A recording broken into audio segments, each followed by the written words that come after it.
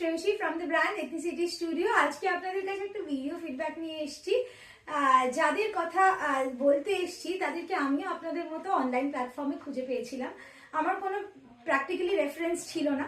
দেন আমি ওদের কাছে যাই, কথা বলি, যাবো কি যাবো না, এতগুলো টাকা ইনভেস্ট করবো এই ডিজিটাল মার্কেটিং এ, তারপর যদি নেট রেজাল্ট জিরো হয়, এইরকম একটা ফিয়ার ফ্যাক্টর আমার মধ্যে ভীষণভাবে ছিল, বিং আ মধ্যবিত্ত বাঙালি।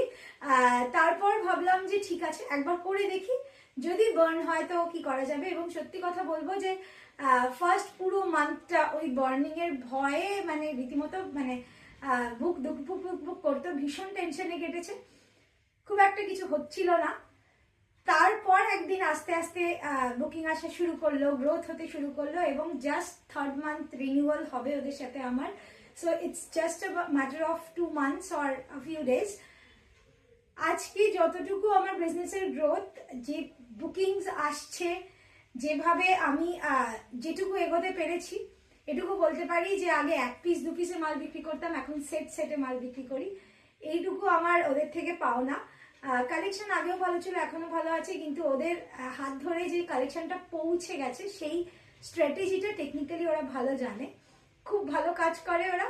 তাই ডেফিনেটলি ওদের সাথে। আর সব থেকে বড় কথা, আপনার কথা শুনে আপনি জিজ্ঞেস করলে সেটার সময় করে সেটার উত্তর দেয়, এগুলো কিন্তু আমাদের কাছে অনেক বড় পাওনা। কেন এত ব্যস্ত কোনো মানুষ থাকলে যে আমাদের রিকোয়ারমেন্টটাই শুনবে না ভালো করে, সেটা হলে মুশকিল। সৌরভ শুধু শোনে না, সৌরভ শোনায়ও, বেশ ঝেড়েও দেয় মাঝে মাঝে, ভয়ও দেখায়, ভীষণ রিয়েল টাইম চেক দেয়, উইচ ইজ ভেরি রিকোয়ার্ড। আমি বুঝতে পেরেছি যে আমাকে একদম from the zero, knowing nothing থেকে এখন যতটুকু আমি জানি বা যতটুকু করছি, সেটা সৌরভের একটা অনেক অনেক বড় অবদান আছে। Thank you Sourav. আমি চাইবো যে অনেক দূর আমরা এগোই একসাথে, এথনিসিটি স্টুডিও বড় ব্র্যান্ড হোক তোমাদের হাত ধরে।